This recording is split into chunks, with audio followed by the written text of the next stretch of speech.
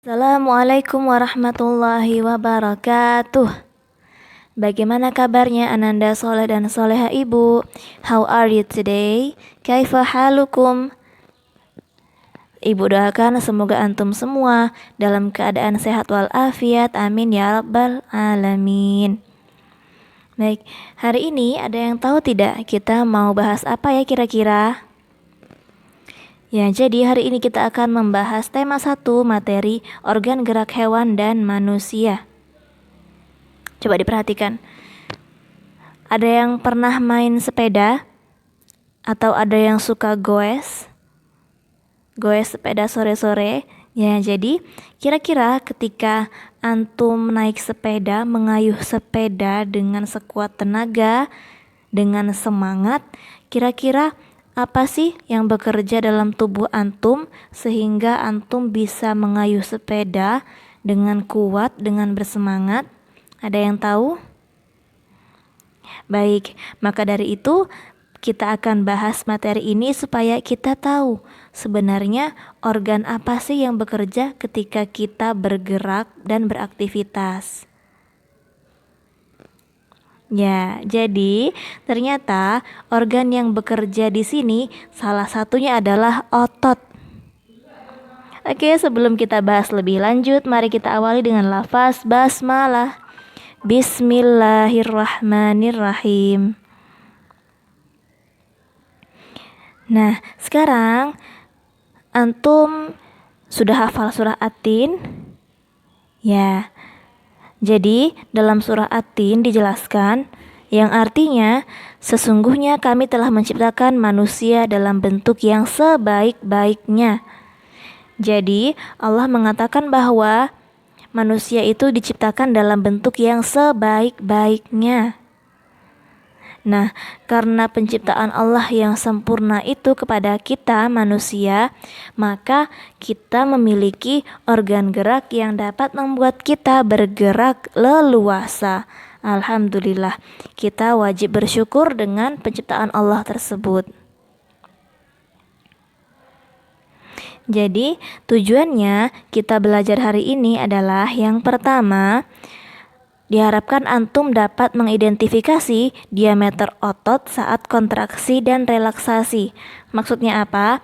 Jadi nanti keadaan ketika otot kita dipakai untuk bergerak itu berbeda dengan keadaan ketika otot kita tidak dipakai atau kita dalam keadaan sedang beristirahat atau sedang bersantai. Itu keadaannya berbeda.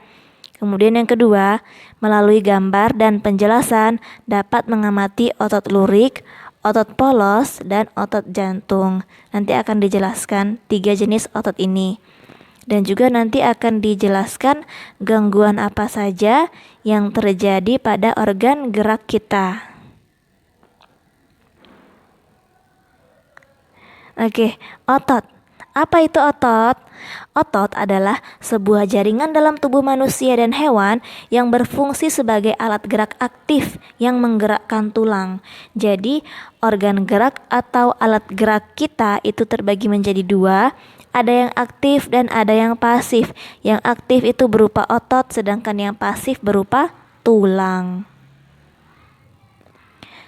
Berbicara tentang otot, ada 3 jenis otot dalam tubuh kita, yaitu sebagai berikut. Yang pertama, otot lurik. Yang kedua, otot polos. Yang ketiga, otot jantung. Berikut penjelasannya. Otot lurik atau otot rangka berbentuk silindris memanjang dengan banyak inti sel. Inti selnya tersebar di sepanjang otot lurik. Yang pertama cirinya berbentuk silindris gelap terang. Yang kedua, melekat pada rangka anggota gerak. Yang ketiga, bekerja secara sadar. Maksudnya di sini, ketika otak kita memerintahkan kita untuk bergerak, oh saya mau naik sepeda, saya mau berjalan, saya mau berlari, maka otak kita memberikan perintah kepada otot lurik untuk bergerak. Itu maksudnya, bekerja secara sadar berdasarkan perintah dari otak kita. Yang keempat, cepat dan mudah lelah. Jadi otot lurik ini mudah lelah. Yang kelima, panjang dan multisel. Selnya banyak, multisel. Berpigmen hemoglobin seperti darah merah. Kemudian inti sel di tepi. Inti selnya ada di tepi. Next, otot polos. Kalau tadi bekerja secara sadar dengan perintah dari otak, sekarang otot polos itu bekerja secara tidak sadar, tanpa sadar. Jadi tidak ada perintah dari otak untuk dia bergerak, tapi dia tetap bergerak sesuai dengan fungsinya dalam tubuh kita. Itu maksudnya. Yang kedua, waktu kontraksinya 3-180 detik. Yang selanjutnya, berbentuk gelendong, dapat dilihat di gambar. Kedua ujungnya meruncing, bagian tengahnya gelembung serta memiliki satu inti sel. Inti selnya cuma satu. Tidak nampak garis-garis melintang. Garis-garisnya tidak kelihatan, lebih halus tekstur garis-garisnya. Nah, untuk otot polos ini terdapat pada organ dalam tubuh seperti saluran pencernaan. Makanya ketika kita beraktivitas, kita tidak memerintahkan saluran pencernaan kita untuk bekerja, tapi tanpa kita sadari, saluran pencernaan kita tetap bekerja untuk mencerna makanan yang telah kita makan sebelumnya. Seperti itu contohnya. Kemudian terdapat juga di saluran peredaran darah, kemudian di saluran pengeluaran.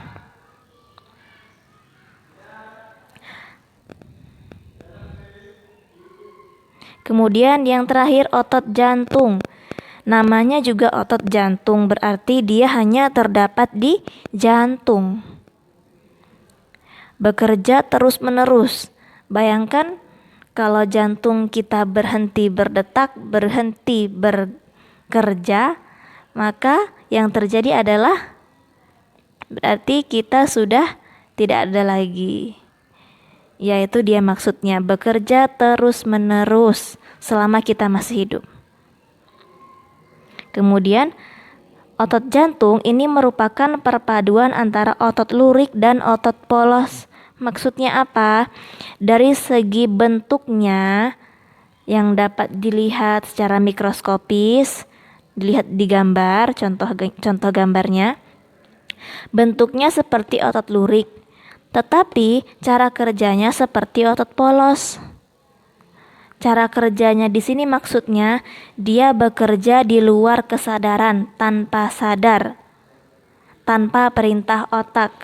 Jadi contoh nih, bisa nggak antum memerintahkan jantung untuk berhenti? Jantung berhentilah berdetak. Nggak bisa kan? Nah, jadi otot jantung ini bekerja menyesuaikan dengan detak jantung saja. Ya, tidak berdasarkan perintah otak. Dia otomatis saja selalu berdetak, bekerja terus-menerus selama kita masih hidup. Gitu maksudnya. Berfungsi memompa darah. Fungsinya itu ke seluruh tubuh kita. Ciri-cirinya bentuknya silindris dan bercabang, terletak pada jantung, hanya pada jantung, memiliki satu inti sel yang berada di tengah, bekerja tanpa sadar. Itu tadi yang Ibu jelaskan. Dan bekerja terus-menerus. Setelah kita bahas otot, sekarang kita akan bahas gangguan dan kelainannya yang terjadi pada otot. Yang pertama, kram otot.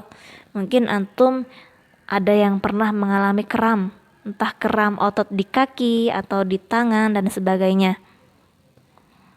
Kram atau kejang otot merupakan suatu keadaan yang menyebabkan otot tidak mampu lagi berkontraksi, tidak mampu lagi digunakan untuk bergerak, dan dapat menimbulkan rasa sakit kalau dipaksa. Jadi, kalau kita udah kelelahan, kan biasanya kita ngerasa aduh pegel nih tangan, aduh pegel nih kaki. Nah, itulah maksudnya. Ketika dia udah mulai terasa sakit, nggak nyaman, berarti dia udah lelah ototnya, mulai kram. Kemudian yang kedua, atrofi. Penurunan fungsi otot dalam berkontraksi sehingga ukuran otot mengecil. Contohnya, antum pernah lihat di internet atau di TV orang-orang yang mungkin kakinya lumpuh karena suatu penyakit, sehingga ketika kakinya itu tidak pernah lagi digunakan untuk berjalan dan sebagainya, maka otot di kakinya lama-kelamaan akan mengecil sampai mungkin yang terlihat hanyalah tinggal bentuk tulangnya saja, tidak tampak lagi bentuk ototnya. Itu contohnya. Yang ketiga, hipertrofi. Otot berkembang menjadi lebih besar dan kuat dibandingkan dengan sebelumnya. Contohnya ini untuk orang-orang yang suka berolahraga. Pernah lihat atlet-atlet yang senang sekali berolahraga, maka ototnya itu akan terlihat lebih besar di tangannya, di lengannya atau di kakinya. Yang keempat, distrofis. Melemahnya otot-otot yang berada di dekat batang tubuh. Tetanus atau kejang pada otot disebabkan oleh bakteri Clostridium tetani. Clostridium tetani menyebabkan tetanus. Selanjutnya, gangguan pada sistem gerak pasif, yaitu tulang. Yang pertama, karena infeksi atau penyakit. Polio, yaitu penyakit menular yang disebabkan oleh virus polio yang menyerang otak dan saraf tulang belakang. Kedua, layuh semu, yaitu gangguan pada tulang yang terjadi akibat terinfeksi penyakit sifilis, penyakit kelamin. Rakitis, penyakit yang mengakibatkan terhambatnya pertumbuhan tulang. Penyakit ini dikarenakan kekurangan vitamin D dan sinar matahari. Jadi kalau kita kena sinar matahari, tidak perlu takut hitam, karena secara normalnya saja kena sinar matahari itu dapat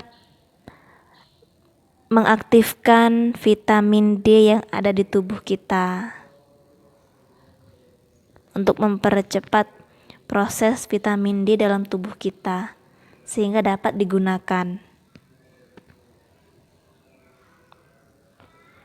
Yang keempat, osteoporosis, kondisi kepadatan tulang menurun atau tulang menjadi keropos. Ini contohnya biasa terjadi pada orang-orang yang sudah lanjut usia. Yang kelima, osteomalasia, yaitu kelainan pada tulang akibat kekurangan fosfor dan kalsium. Jadi kekurangan mineral sehingga tulangnya menjadi lunak. Selanjutnya, gangguan tulang juga, namun karena kebiasaan atau posisi tubuh yang salah. Misalkan karena kebiasaan duduk yang salah. Yang pertama, skoliosis. Tulang belakang melengkung ke arah samping atau lateral, sehingga badan tampak melengkung ke kiri atau ke kanan. Contoh gambarnya. Selanjutnya, yang kedua, kifosis. Kifosis ini merupakan kondisi melengkungnya ruas tulang belakang, daerah punggung, sehingga penderitanya tampak bungkuk, melengkung. Contohnya seperti ini. Yang ketiga, lordosis. Kondisi melengkungnya tulang-tulang pinggang sehingga pada posisi tubuh tegak, kepala seperti tertarik ke belakang. Kebalikan dari kifosis tadi. Ya, ini dia contoh gambarnya. Baik, setelah kita bahas materi IPA-nya sampai kepada gangguan pada organ gerak, yaitu otot dan tulang, gangguannya apa saja. Sekarang silakan Ananda kerjakan latihan 5 soal ini. Nanti jawabannya silakan dikirimkan di Google Classroom. Atau Ananda yang belum bisa bergabung di Google Classroom dapat mengirimkan jawabannya ke WhatsApp Ibu. Syukran katsiran Ananda soleh dan soleha. Kita akhiri dengan lafaz hamdalah. Alhamdulillahi rabbil alamin. Wassalamualaikum warahmatullahi wabarakatuh.